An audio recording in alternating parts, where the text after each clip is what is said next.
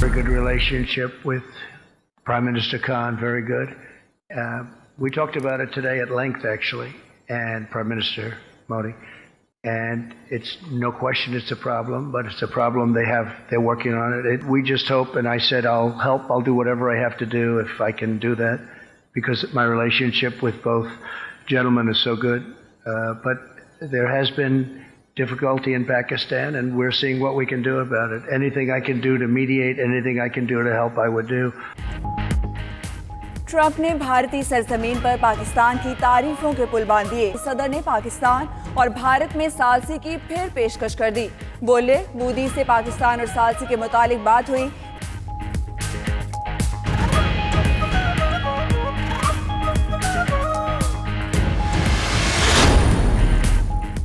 अमरीकी वज़ीर ख़ारिजा Mike Pompeo का अफगानिस्तान से अमरीकी अफवाज के जल्द इनखला का इंदिया। अमरीका मुआहदे में फ़ौजियों का इनखला और मज़ीद मुज़ाकरात शामिल हैं। उधर स्टेट डिपार्टमेंट अमेरिका की तर्जमान मॉर्गन आर्टिक्स का कहना है, ये वक्त इंतखाबी सियासत का नहीं, देरपा अमन का है। अब्दुल्ला को मतवाज़ी हुकूमत कायम करने की कोशिश से बाज रहना चाहिए।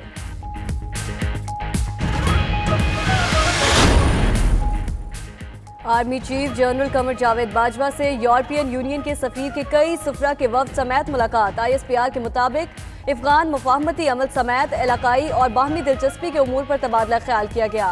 वफ्द ने इलाकाई अमन और इस्तेहकाम के लिए पाकिस्तानी किरदार को सराहा।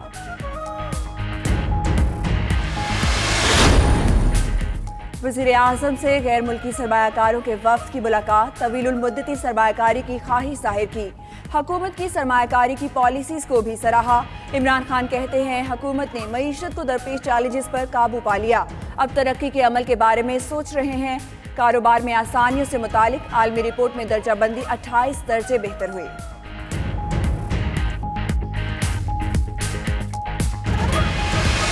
8 हफ्ते मज़ीद हम दे चुके हैं, इसलिए हम आज ये मामला काबीना में लेकर गए। काबीना ने ये फ़ैसला किया कि इसमें मज़ीद तोसी जो है वो ना कानूनी लिहाज से, ना इखलाकी लिहाज से और ना ही मेडिकली बनती है। तो हमने इस पर आज जो है वो फ़ैसला ये किया कि मज़ीद इसमें तोसी नहीं की जाएगी।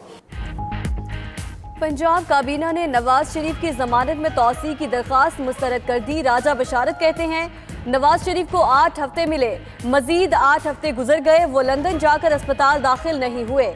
शहबाज शरीफ ने जमानत मनसूखी के हुकूमती फैसले की मजम्मत कर दी। नून लीग का नवाज शरीफ की जमानत में तौसी के लिए अदालत से रुजू का फैसला।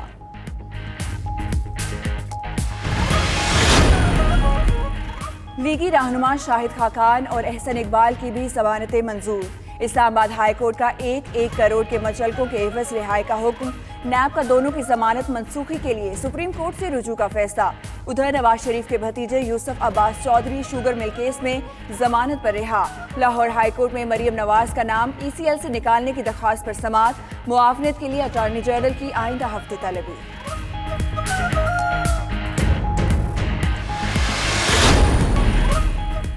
कौमी एयरलाइन में 6 एयरबस तैयारों की खरीदारी में $4.5 करोड़ करप्शन की तहकीकात। FIA ने साबिक MD PIA एजाज हारून समेत 4 अफसरों को रिकॉर्ड समेत आज तलब कर लिया। साबिक director engineering and maintenance Iftikhar Gul, assistant manager technical services Jahanzeb Khan, deputy chief engineer Junaid Khan भी शामिल।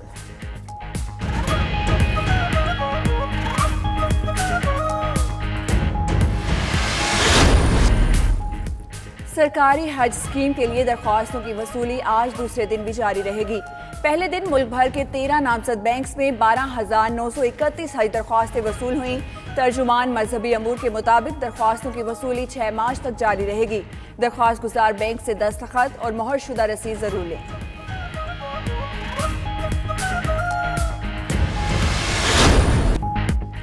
पाकिस्तान सुपर लीग का मेला आज से मुल्तान में सजेगा। दूसरे मरहले के मैच 2 दिन के वक्फे के बाद आज शुरू होंगे।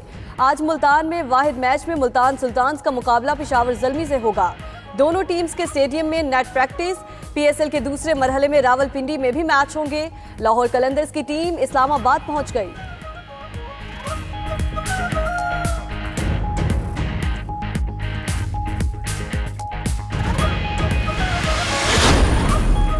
पंजाब के कई इलाकों में कल से हफ्ते तक शदीद बारिशों और जालाबारी की पेशगोई। लाहौर और रावलपिंडी समेत सूबे के 22 अजला में हाई अलर्ट जारी। तमाम महकमों को हंगामी इकदाम करने की हिदायत।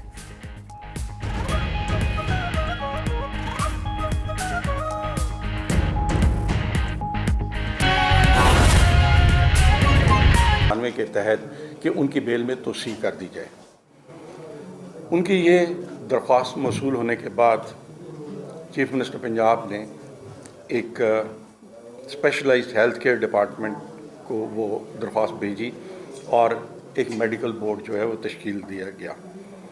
मेडिकल बोर्ड ने मुख्तलिफ इजलास किए एक के बाद दीगरे और मुसलसल मियां नवाज शरीफ साहब से और उनके मालिक जो हैं उनसे वो नई रिपोर्ट्स जो हैं उनका मुतालबा करते रहे। वक्तन फ़क्तन उनके तरफ से कुछ इब्तदाई तौर पर कोई रिपोर्ट्स मौसूल हुई, लेकिन उस पर मेडिकल बोर्ड ने अदम इत्मीनान का इज़हार किया और बिलाखिर 17/1/2020 को बाकायदा कैटेगोरिकली 7-8 ऑब्जर्वेशंस जो हैं मेडिकल बोर्ड की तरफ से उनको कन्वे की गई कि आप इन ऑब्जर्वेशंस की रोशनी में अपनी लेटेस्ट मेडिकल रिपोर्ट्स जो हैं वो भेजें। उसके जवाब में वो 17 को उन्होंने किया, 18 को वो उनको कन्वे कर दी गई, लेकिन उसके रिस्पांस में हमें ये कहा गया कि जो रिपोर्ट्स इस वक्त तक हम आपको बहुत भेज चुके हैं वही कंक्लूसिव हैं और उसी की बुनियाद पर कोई फ़ैसला कर दिया जाए। हमारे पास कोई नई रिपोर्ट्स नहीं है। उन रिपोर्ट्स के बाद फिर दोबारा मेडिकल बोर्ड का इजलास हुआ, फिर उन्होंने उनको लेटर लिखे।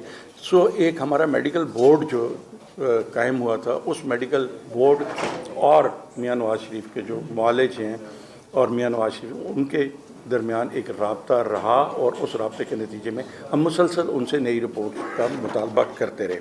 लेकिन जब उनकी तरफ से कोई हमें नई रिपोर्ट्स नहीं मिली तो चीफ मिनिस्टर पंजाब ने जो रिपोर्ट्स हमारे पास मौजूद थी उन रिपोर्ट्स पर गौर करने के लिए और हतमी तौर पर कोई फ़ैसला करने के लिए एक कमेटी कायम की, जिसमें मैं शामिल था, मोहतरमा हेल्थ मिनिस्टर साहिबा उसमें शामिल थी, उसमें एडिशनल चीफ सेक्रेटरी होम शामिल थे, एडवोकेट जनरल पंजाब थे, प्रोसिक्यूटर जनरल पंजाब थे और हमारे मेडिकल बोर्ड जो है उसके जो सरबराह हैं वो उसमें मौजूद थे। कमेटी ने 3 दिन तक मुसलसल अपने इजलास किए और आपको याद होगा कि जिस दिन पहला इजलास हमने किया उस कमेटी का, तो उस दिन इनकी तरफ से मियां नवाज शरीफ की तरफ से हमें एक रिक्वेस्ट मौसूल हुई कि ये हमें बहुत कम टाइम दिया गया है मीटिंग में आने के लिए, इसके लिए हमें मज़ीद टाइम दिया जाए।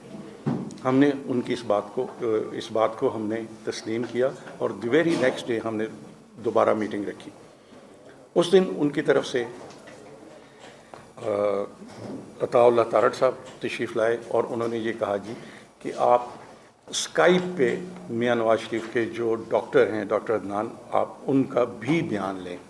हमने तारड़ साहब के साथ बहुत तफसीली बातचीत की और जो मेडिकल बोर्ड की रिकमेंडेशंस के नतीजे में अपनी ऑब्जर्वेशंस थी, हमने उनसे रिक्वेस्ट की कि आप इनको क्लैरिफाई करें। इसी तरह जब डॉक्टर अदनान साहब से हमारा रब्ता हुआ तो उनसे भी हमने ये कहा कि आप तफसील के साथ हमारे जो ऑब्जर्वेशंस है आप उनका जवाब दें। लेकिन मुख्तसरन ये कि उन्होंने कहा जी कि इससे पहले हम जो आपको रिपोर्ट्स भेज चुके हैं उसके बाद या उसमें मज़ीद इजाफा के लिए हमारे पास कोई रिपोर्ट मौजूद नहीं है। आप जो भी फ़ैसला करना चाहते हैं आप उन्हीं रिपोर्ट्स के को मद्देनज़र रखते हुए फ़ैसला कर लें। उसके बाद फिर कमेटी के हमारे इजलास हुए और हमने जो उनके डॉक्टर के साथ तफसील से बात हुई वो कंसिडर की।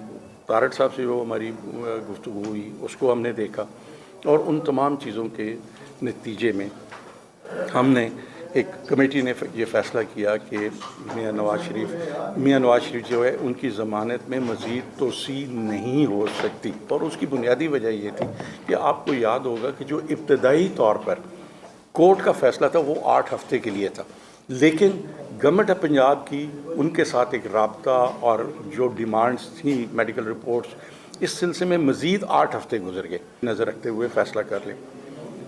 उसके बाद फिर कमेटी के हमारे इजलास हुए और हमने जो उनके डॉक्टर के साथ तफसील से बात हुई वो कंसिडर की।